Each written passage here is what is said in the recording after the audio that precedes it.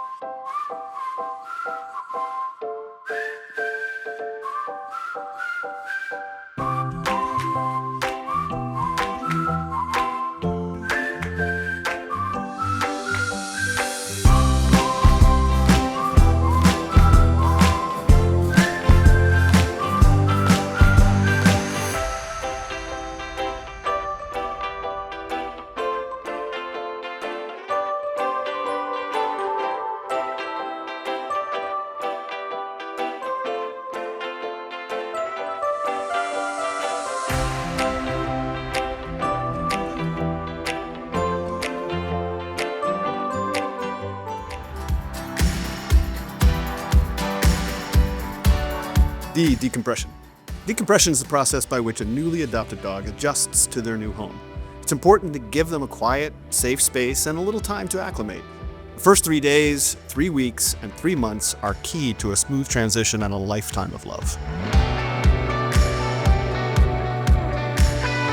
Coming up next, we're going to meet the people and the rescues who help these dogs get adopted.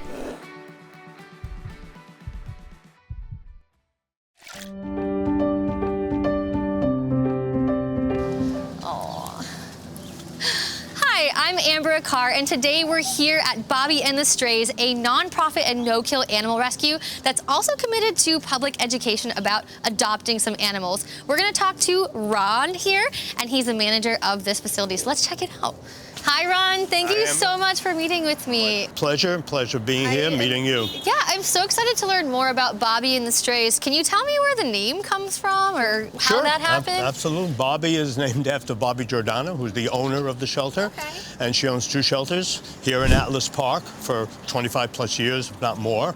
And then one in Freeport, Long Island. She actually started at JFK Airport, where she started adopting dogs out there and moved to here and then to Freeport, Long Island. And her whole mission, her whole focus is to make sure that all of our pets, dogs and cats, find a forever home. A home where they will last their entire life with a happy family, loving them, giving them all the TLC they need. I love that. That's what the adoption show is all about, and that's why we're talking with you guys, because I think that you guys do things that really help pets stay in their homes forever, not just kind of get passed around. So I know you have a different adoption process, so can you explain to us what someone would be doing if they were applying to adopt and how you make sure those pets do stay in the home forever? Sure. We have a website, and people go on the website and look at our dogs on the website, and we have a biography about the dogs, what they're all about, their demeanor, personality, age, everything there, and then they fill out an application. And I review the application when it comes in, and if I feel it's a good application based on what they wrote, then I'll call them and have them come in to meet the dog. And we'll do a one-on-one meet and greet with the dog. And at the same time when they're here, they could look at some of our other dogs, because the one they put down may not be the best match for them. Right. Once that happens, then I process the application by calling references. I call a landlord to make sure that a pet is allowed in the building, if it's a building. If it's a home, I want to make sure that I do home checks to make sure like a backyard is totally secure, that a dog in the backyard playing off leash could not escape, could not run around, very important. We look inside the home as well to make sure that there are no, for example, wires all over the place that dogs could chew upon. Yeah. So we want to make sure it's a safe and protected environment for the home. Right. Once that happens, then the client will come back and we'll finish the adoption process. There is an adoption fee that's paid for the dog, and then the dog goes to their forever home. That's amazing. I think the fact that you guys take those extra steps to make sure that everything is set up appropriately for the pet is going to help that pet stay in the home forever. Do you guys find ways to help educate the public on like what is needed if they want to adopt a dog? Or I know you guys have some community outreach programs, and I'd love to hear more about that. We do. One of the largest ways we do is, as I did today, we work in schools. So we begin with even children, with kids, going into schools with our dogs and educating the students in even grade school, middle school, why are dogs in shelters? How do they get here? How do they move from here to your own home? Mommy and Daddy want to come and adopt, and then or the kid wants to adopt. So we do a lot of that. I think it's really cool that you guys not only focus on finding Pets Forever homes, but you also focus on bringing those pets out into the public. Not only is that good for them to get, awareness that they're up for adoption, but it helps teach kids and other people what it's like to adopt a pet. Do you guys provide additional support to help them stay in the home? Absolutely. Number one, when they come for the adoption and pick up the dog or cat, they get an adoption bag with all the necessary equipment and food and toys. That is good for the first week or so with the dog. They may not know. There are many first-time adopters for both dogs and cats, and they may not know, what to do. Yeah. Where does the dog sleep? What kind of food should the dog eat based on what we do here? So we provide a lot of that information. You're setting them up for success. Right. We give them a folder with all the dog or cat's medical information. So all of our dogs here have been all vaccinated fully, rabies, DA2PP, everything. They are all microchipped. Every dog is spay or neutered as well. They're already ready to go. So, right, they just pack their bag. That's great. Pack bag and That's go. great. So the client really doesn't have any worries except just to keep up with the medical forms that I have when the next shots are due, booster shots are due. And if they find, and it happens, if they find that there is an issue with the dog, for example, someone would call and say, the skin on my, I see something wrong with this, okay? And if I'm close by, I'll run over. Wow. Because many of the adoptions happen within the area. Right, I'm you're doing the already home invested checks. in the dog, Right. and so you're doing the Right. best So you can to you know, keep we'd them do that, there. or we would advise them to call one of our vet techs or to call a trainer that we have out in Freeport. So we'll try to provide as much information and resource to them as possible. That's great. You guys, they become part of our family Yeah. once they take one of our dogs. absolutely. So one thing I wanted to bring up is I think that the curb appeal, like what you guys have done to help bring awareness to animals that not only need homes, but that have successfully been in homes, like looking at these happy, like the happy smile with the dogs and the cats, it really makes you see yourself, you know, in that position, and I think it brings extra awareness to the animals. I just got chills because it's just imagining like dog is smiling, the kid is smiling, and it's really crazy that you guys are doing not only so much to help, you know, rehome these animals, but you are providing support and you're providing education, and the fact that you guys have made it like an accessible thing for people. If they're interested, maybe your windows you have here in the location will pique the interest of people wanting to adopt. That's what we hope animals. it'll do, and That's boost great. our, you know, boost our adoption. Yeah, that was the first thing I said when I came up here. I was like, wow, this is the coolest like little setup here, and I think it's really cool. You guys are doing so much to help animals, and I just really appreciate you taking the time to tell me more about Bobby and the Strays and talking with me today. So thank you so much. You're very welcome. Very happy to be here. Gosh, it was so great getting to meet Ron and find out more about Bobby and the Strays and see how they're not only helping dogs get adopted, but they're helping them stay in their forever homes. And I love that about their mission, because that's what the adoption show is all about.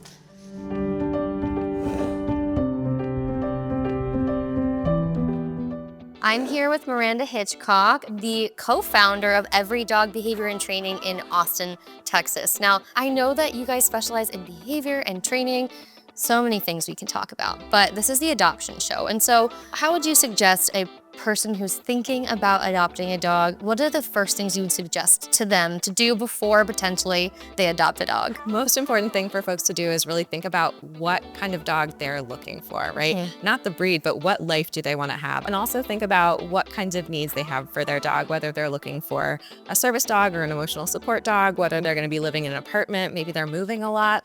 All these things are going to tell you what kinds of behaviors you need for your dog to be able to tolerate and live with. So I think the most important thing is, instead of people think, I want a small dog or I want a white dog or all the way these it things. looks, yeah. Yeah, it's thinking about what life do I want to have with my dog? Do I want to be able to go out to a patio restaurant somewhere? What are the things that are important to me? And that way you can find a dog who ideally can fit into at least some parts of that life with you. So what do you suggest for people that maybe brought a dog home, they're either in the honeymoon phase or they're realizing really quickly that that phase is over? Like, what's the next step for these people? So sometimes it's a matter of just making sure you get some things set up and taking it really slow. So generally we recommend, if you've just adopted this dog, give it a few days before you start taking them to a rave. Or having your whole family over. Exactly. Anything we can do to set them up for success, get to know kind of who they are. In some cases, you might be adopting from a foster home where you might have great information about them. And sometimes they might have been in a shelter where we have no idea how they're going to respond to things like stares. Watching our dog's body language, watching what they're telling us in those first few days, especially, so that we can figure out how to set everyone in the home up for success. Yeah, I think that's so important. And every dog is such an individual, right? And so if we're seeing dogs do things in our house that are new to our house, what do these people do that just brought this dog into their home? Can you kind of give us some takeaway tips that people can maybe try with their dog or reach out to help? If you have a dog who comes home and is what I call like a corner dog, like they're stuck in the corner and they don't want to leave it, they don't feel safe, and that's happening for a couple of days, please reach out to somebody, right? There are medical interventions and training interventions that we can use to help those dogs feel more safe. And most of these dogs, if it's been a couple of days and they're feeling like that, it's not just going to get better on its own. Same thing, anytime we get snarling, snapping, growling, anything like that is something that we immediately want to get an expert in there to make sure we're not going to make things worse. It's really easy to end up with accidental dog bites just from a misunderstanding between the dog and the person. So the more that we can go, okay, we figured out what happened, we know how to avoid it, we can build some new communication, we can make sure that everyone stays safe.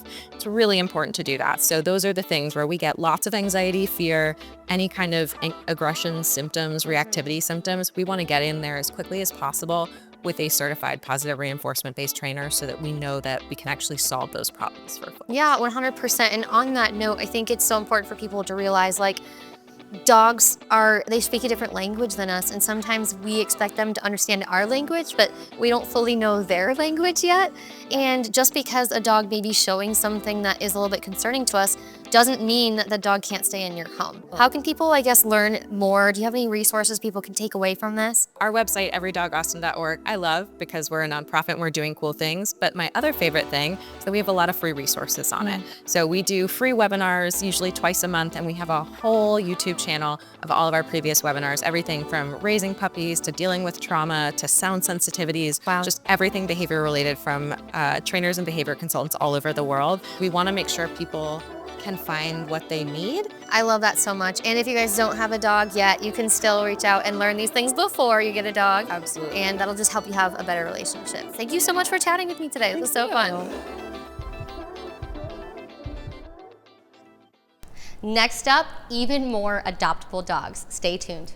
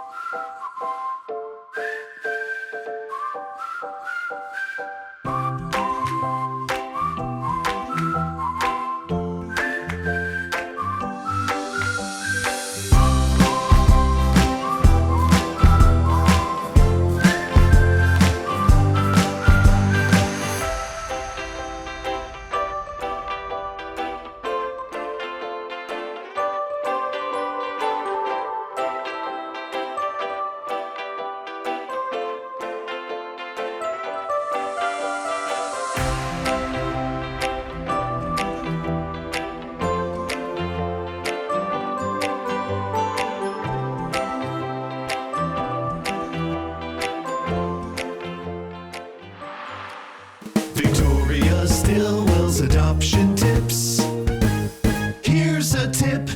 Make sure you have everything ready when you bring your dog home. This includes food, bowls, beds, and pieces of equipment. Your dog might not have ever worn a collar before or a harness. If you have a small dog, make sure that you walk that dog on a harness. If you have a larger dog, make sure that your dog acclimates to the collar and the different equipment that you're going to use before you take him out. Adopt a dog through the Adoption Show and receive an exclusive welcome kit. When you open your heart and home to a rescue dog through the Adoption Show, you'll receive an incredible adoption package designed to support you and your new furry friend. Buy Series 3, Smart Dog Collar. Stay connected with your pet through real-time GPS tracking, activity monitoring, and health insights. This top-rated collar ensures your dog's safety and well-being. And a 1-year subscription to Dog TV. Provide your dog with engaging, scientifically designed content to keep them relaxed and entertained when you're away. This exceptional package is our way of saying thank you for choosing to adopt and making a difference in a dog's life. We are so glad you spent time with us and all of these dogs. If any of these dogs felt like family, reach out to the shelter to see if your forever friend is waiting for you. I'm here with veterinarian Dr. Courtney Campbell, and we're gonna ask him the top adoption questions. So, how can potential adopters prepare their home for a new pet? It's all about safety, security, and serenity. You want to create a spot for them to feel safe when they're at home, but you also want to secure those loose wires, those keys, those things around the house, those items around the house that can be ingested and potentially dangerous. So you want to make sure you pet-proof your house, make sure it's safe, make sure it's serene, and most importantly, make sure that you feel at home with your new family member. I love that.